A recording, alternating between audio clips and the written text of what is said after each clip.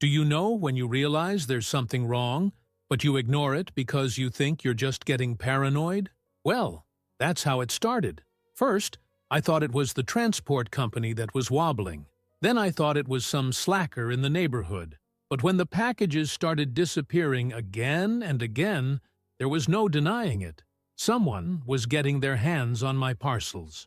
I live in a neighborhood controlled by an HOA, which is basically a group of people who think they have supreme authority over how you should live. The kind of place where they mow your lawn to the millimeter and have a rule book that's bigger than the country's constitution. Among the guardians of this little empire of unnecessary rules, there was one woman who stood out, the president of the HOA, a lady who took her position so seriously that she seemed to believe she was the neighborhood sheriff, always picking on something. If the garbage can was tilted a little, she'd show up to complain. If someone parked a car slightly out of line, there she was, jotting it down in a notebook as if she were solving a serious crime. The problem was that, apparently, as well as regulating fences and mowing other people's lawns, she also considered herself to be a sort of Robin Hood of packages, only without the giving to the poor bit. The first time I noticed something strange was when I received the delivery notification for an important order, a box full of accessories for my computer. I opened the door excitedly, and nothing. No package. I called the delivery company, and they assured me that they had left it right there on my balcony. I still tried to believe that they had delivered it to the wrong address, but after asking the neighbors, it became obvious that it wasn't the courier's mistake. The second time was a pair of new sneakers. Another delivery notification. Another missing box. I started to get suspicious, but I still didn't have any concrete proof. Maybe it was just bad luck. Maybe someone really was taking it by mistake. But then came the third time, and the fourth. And after losing a total of 6 packages, including an expensive gift I'd bought for a friend, I knew I was dealing with a real scam. Sure, I could have called the police, but let's face it, they weren't exactly going to prioritize a case of stolen packages when they had more important things to do. What about the HOA? If I complained, the neighborhood sheriff would probably open an investigation on herself. So I decided to solve the issue my way. After all, if someone likes opening packages that aren't theirs, why not offer them a very special surprise? And that's how the Skunk plan was born. If this woman wanted to take packages that weren't hers, I was going to give her a package she would never forget. A special gift, personalized, and above all, very, very smelly. The idea came to me while I was scrolling through my cell phone, annoyed at yet another missed delivery. I started researching creative ways to catch a package thief. Some people used homemade traps. Others installed hidden cameras. But then, while watching a video of a guy getting sprayed in the face with skunk spray, divine inspiration struck. What if, instead of just catching Karen red-handed, I made sure she learned a lesson in the stinkiest way possible? The problem was, where to get a skunk? Skunks aren't exactly sold in pet stores, and running around the neighborhood with a bucket didn't seem like a viable or smart option. But luck was on my side. A colleague at work, who grew up on a farm, had dealt with skunks before and explained the basics to me. They love dark, enclosed places, are attracted to food, and, when they feel threatened, they give off that infernal smell that sticks to the victim's soul. With this information in hand, I put together my plan.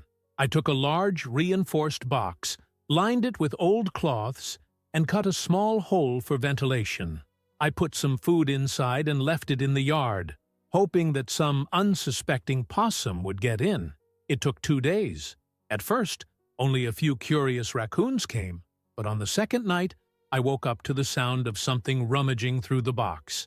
And there it was, a beautiful possum, sitting as if it owned the place, chewing on the remains of the food I had left. Now came the tricky part. I had to transport him without being attacked by the very gift I was going to send Karen. Wearing thick gloves and holding the box with all the care in the world, I took my smelly passenger to the garage, where I finished the trap. I took another, larger box and put the possum box inside.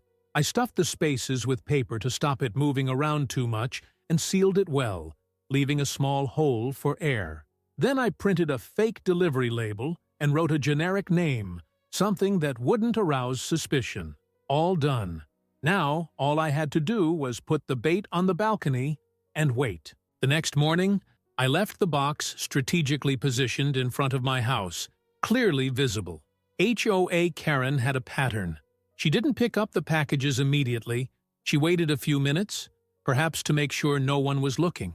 So I headed for the car as if I were going out, drove around the block and stopped at a point where I could see my house without being seen. The anticipation was great. Would she take the bait?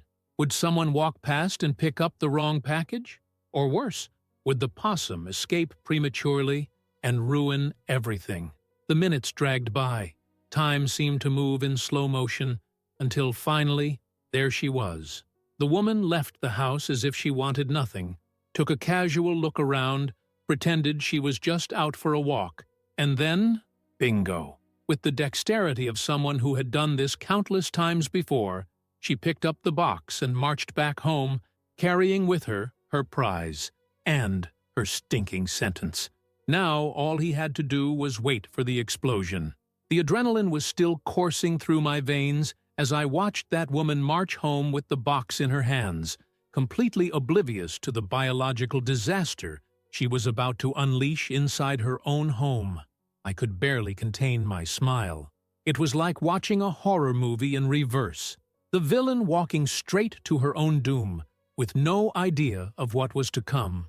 But what happened next? Oh, that surpassed all my expectations. It took me about 15 minutes to turn around and park near the house. I didn't want to be around at the exact moment the box was opened, but I didn't want to miss the show either. So I positioned myself strategically in the garage, fiddling with some tools, pretending to be busy, but with my ears to the ground. The first sign that the plan had worked came from far away, a scream. And not just any scream. It was one of those primal howls, the kind of sound someone lets out when they realize they've made an irreversible mistake. A scream that carried despair and sheer horror. Then I heard the sound of something falling to the floor, probably the box. Another scream. And then, as if someone had pressed the self-destruct button on her house, the real pandemonium began. The front door flew wide open, hitting the wall hard. And that's when I saw the most beautiful scene of my life. The woman ran out like she was on fire, tripping over her own feet, desperately trying to get rid of the smell that was now sticking to her skin, her clothes, her soul. And the best part?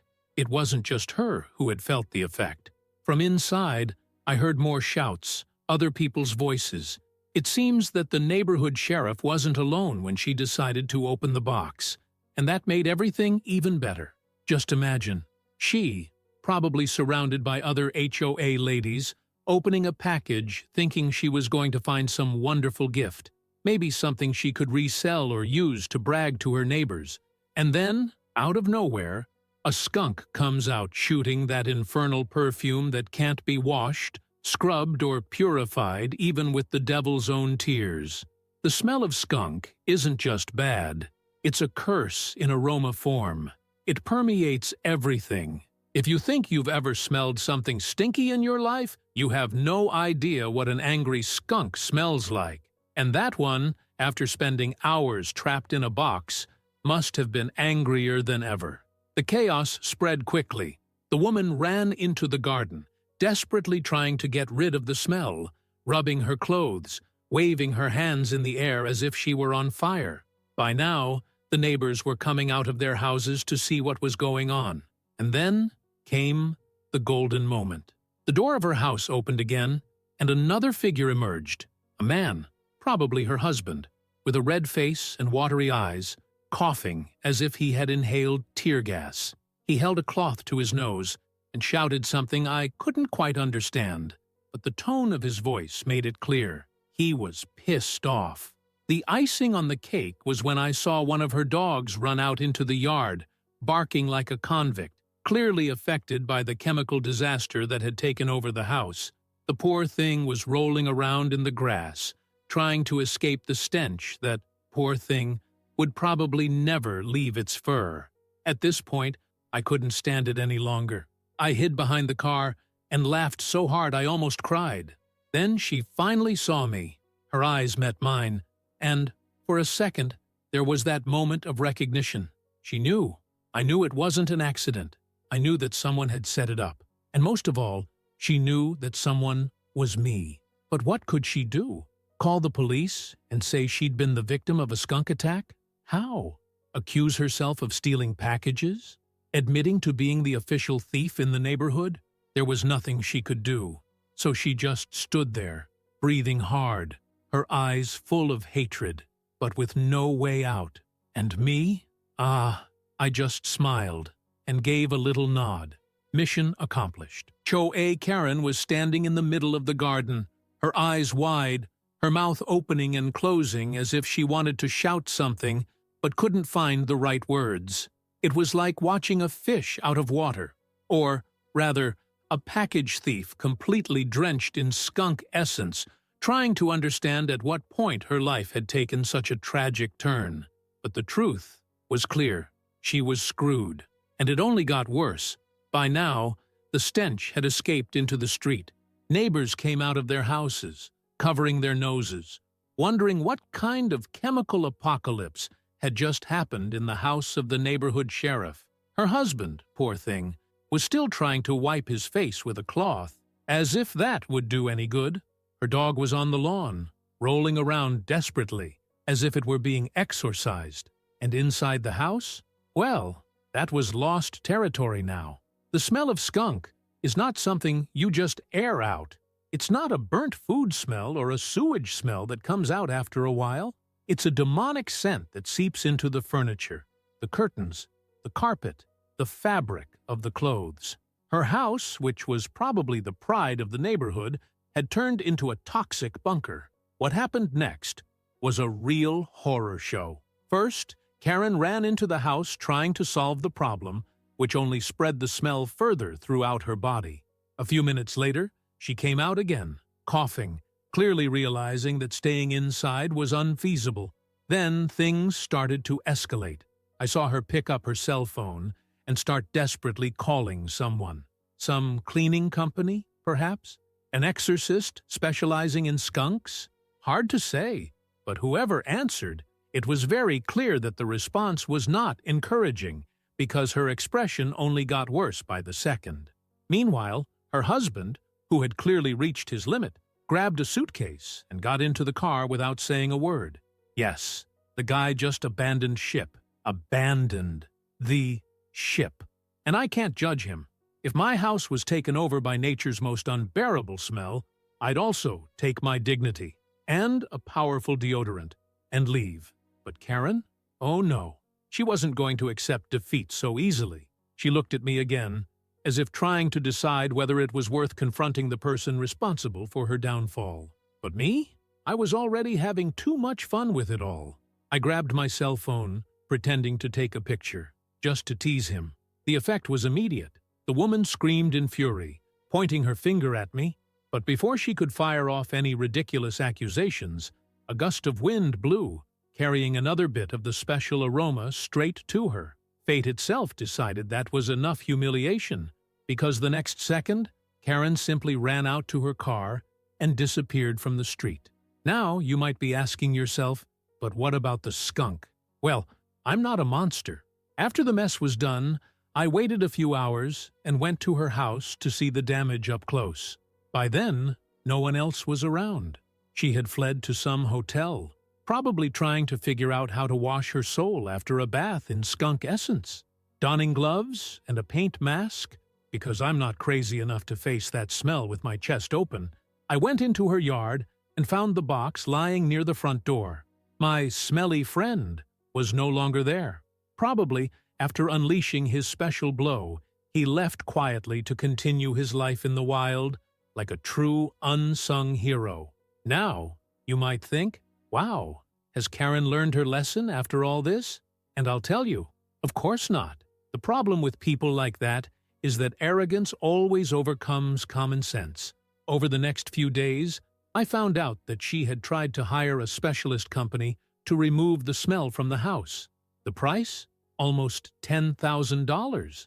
That's right, and even then, they said there was no guarantee that the smell would go away completely. The walls, they absorbed the smell. The furniture? Condemned. The bedding? A permanent reminder of her failure. In the end, the house insurance didn't cover skunk attacks, and she had to spend a fortune replacing almost everything in the house. And the best part? After this debacle, HOA meetings began to be attended by angry neighbors, who finally had a reason to question the great leadership of the neighborhood sheriff. 2 months later, she resigned as president of the HOA. 3 months later, her house was put up for sale. And 4 months later, Karen was gone forever. The end of an era. The moral of the story? If you steal packages from the neighbors, you may end up taking home a very, very special gift. And if you agree with what I've done, leave a like and a comment to support me.